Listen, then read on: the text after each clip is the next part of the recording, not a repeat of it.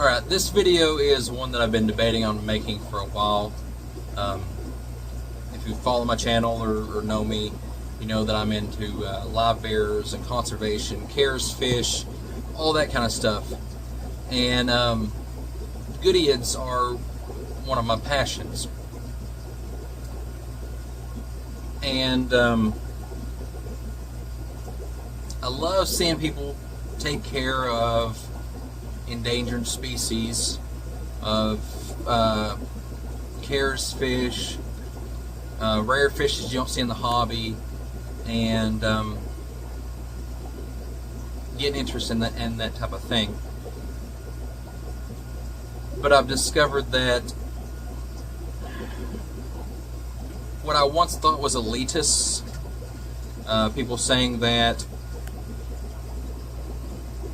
oh, certain people should have these fish, certain people shouldn't have these fish, that type of thing, maybe wasn't elitist in the way that I was thinking.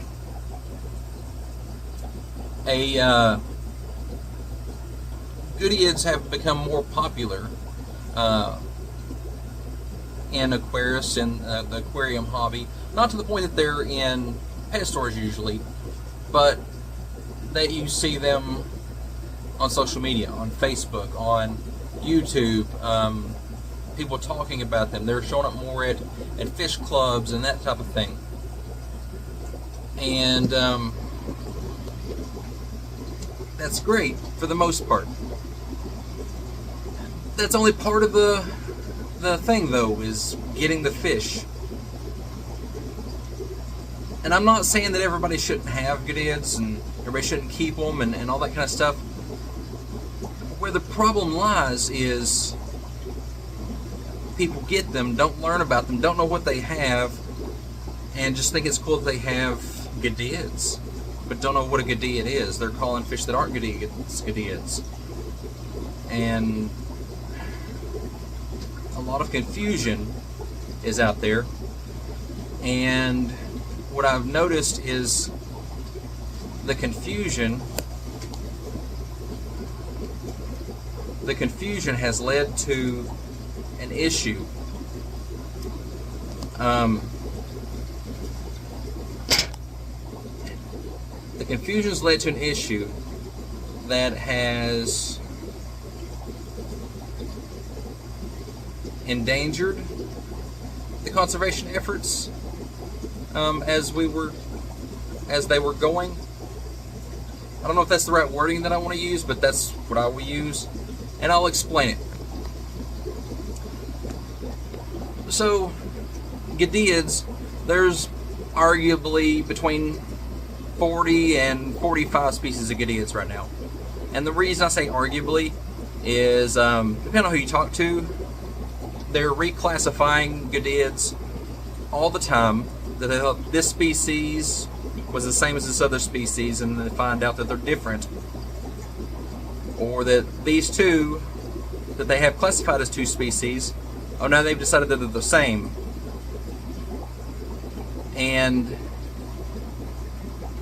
some species are going completely extinct in the wild and in captivity. I think we've lost 2 or 3 species since 2019 completely.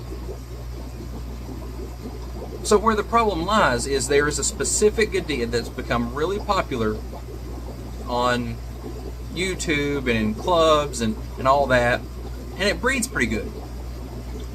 And the males get a decent color, good size,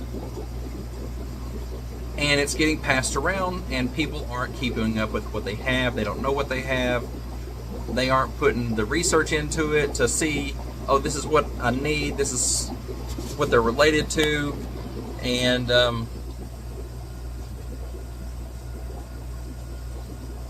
it's caused problems. So I'm standing beside my Xenotoka Eiseni Rio Compostela tank,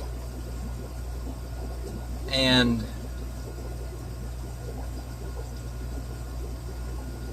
these guys aren't necessarily the problem, but they kind of are. The problem, if we want to give it a name, is a Xenotoka duadria. It's got a cool name that sounds alien to people. And I think people get them and like having the feeling that they have that really hard to say name that sounds all foreign and stuff, and then they don't want to pronounce the name. They don't keep up with the location. So Xenotoka, the Izani complex, up to 2016 there was 3 species that were classified as one species, the Izani. So up to 2016 they were all Xenotoka Izani. The Xenotoka Izani, the lion's eye, and doadri were all called Izanis. They were already in the hobby, and they were interbreeding and stuff, and you just called them red-tailed split fins, Izanis. 2016, they discovered that there was at least 3 species there: the Izani, the lion's eye, and the doadri, and that they all look alike. That you can't tell the difference just by looking at them. That really, the easiest way to distinguish is where they came from. Where are they found in the wild? So like the doadri, there is, according to the Goodyear Working Group, which is like the, we'll say, authority on Goodyears right now, they have a classification they call ESUs. And that basically means genetic populations based on their location. That's not exactly what it is, but that's the easiest way to describe it. So the doadri, there's one ESU, there's one grouping of them that they say this is a species, and that's the San Marcos location. The lion's eye, there's 2. You know, the lion's eye basically come from the Tamazula area, but there's 2 ESUs on that. So there's 2 distinct locations, 2 groupings there of the lion's eye. It's possible, the idea behind the ESUs, it's possible that those 2 may be 2 separate species. And they're still looking into it in more detail on that. And the Izani complex, they've got 2 ESUs on that also. So where do we get the problem? People are getting lion's eyes, calling them red-tailed split fins. They're getting doadris, calling them red-tailed split fins. And they're calling Izanis red-tailed split fins. They'll all interbreed, they'll all have their offspring, they'll all look identical. You won't be able to know which is which. At some of the events I've been to, I've seen fish labeled as Izani Tamazula,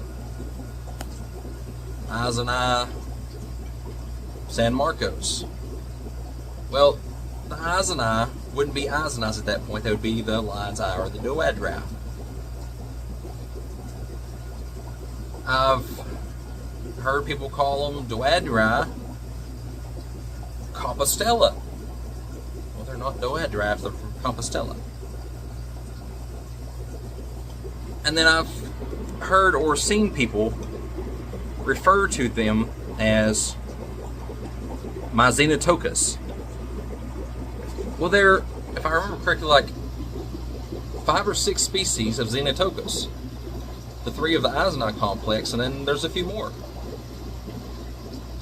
So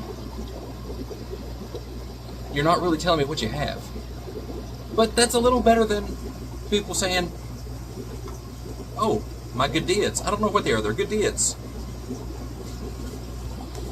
Well, that's an even broader thing. Okay, so if you don't know what you have, that's fine with me. The problem comes when you say you have Xenotokas and Billy Bob says he has xenotokas, and you all get them together, you trade, you put your xenotokas in with his and his in with yours, and they're having babies and stuff, and you say, oh, well, they must be doadrice, because that's what Mikey has. I'm making up names because I don't know. I'm not going to use people's actual names that I know that have these things, that are doing these things and stuff. But so now you're calling your fish that you've been mixing, you don't really know what they are, doadrice, well, you don't know if that's what they were. And you're not even sure that that's what Mikey has, because he just says doadrice. He doesn't know where they came from.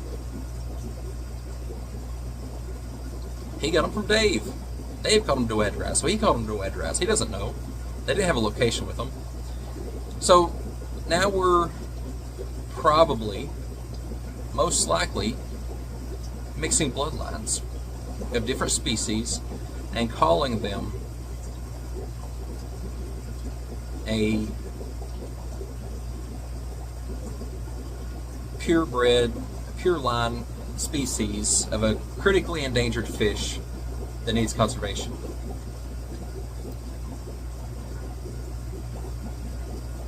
Well, if you're contaminating the bloodlines with other species and making hybrids, it's doing more damage. You're not conserving, you're destroying. And at first I thought it was just me that was seeing this and noticing this, but as I go to conventions and I go to auctions and I go to different things where people that deal with the Goodeids and that breed the Goodeids and keep them and work for conservation and stuff like that, I'm noticing that they're seeing it too. That a bag of fish that used to bring $100 in an auction is now bringing $5. People aren't wanting them. The people that know what they are, or know what the species are, and know how endangered and in need of help these fish are, they're not getting the fish because they've become popular with more people that aren't keeping up with what they have, and they're contaminating bloodlines. They're contaminating populations and calling them things that they probably aren't. So, the main message behind my little rant here, if you get fish, get as much information as you can about them when you get them.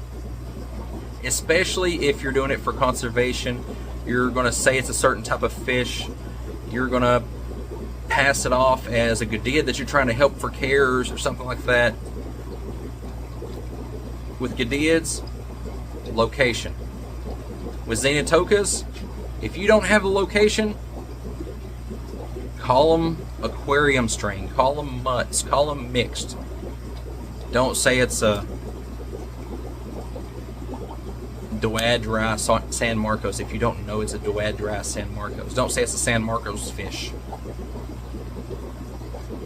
Let people know that, hey, I don't have a location on it. It's a red-tail split fin, but I'm not sure which location it is.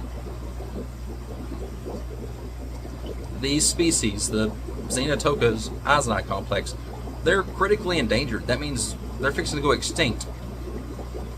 If we don't work on our husbandry and actually keep up with what we have, we'll lose them. Yeah, we may have tanks full of mutts and stuff. These guys aren't mutts, they're Compostela. But we may have hundreds of people across the country that have what they say is Xenotokas, but don't know which species, which location. And by keeping the location, if they were to say ESU2 of the Izonites are a different species, you won't have ESU1 and ESU2 mixed up, and now you've got a tank full of hybrids. But that goes for other species. If you're wanting to conserve them, preserve them, make sure that there's a future for those fish for conservation. Not domestic strains, that types of wild fish that are in trouble in the wild. Keep up with not only the common name. Common names, multiple fish share the same common name. The genus, the species, and location. The more information you have about it, the better it is, the better chance you have at conservation and being successful in preserving the species and not getting hybrids. Alright, I'm going to get off my soapbox now. I'm not trying to discourage anyone from getting Gadiids, rare live bears, or Charis fish, or any other fish for that matter. Just know what you have, keep up with it, and make sure you tell people what it really is.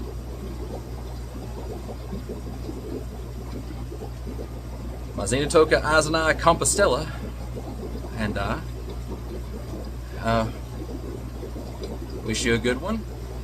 Leave comments down below what you think about this whole fish conservation and species becoming popular and losing its authenticity, I guess it is. What are your thoughts? Put that in the comments, and we'll see you next time.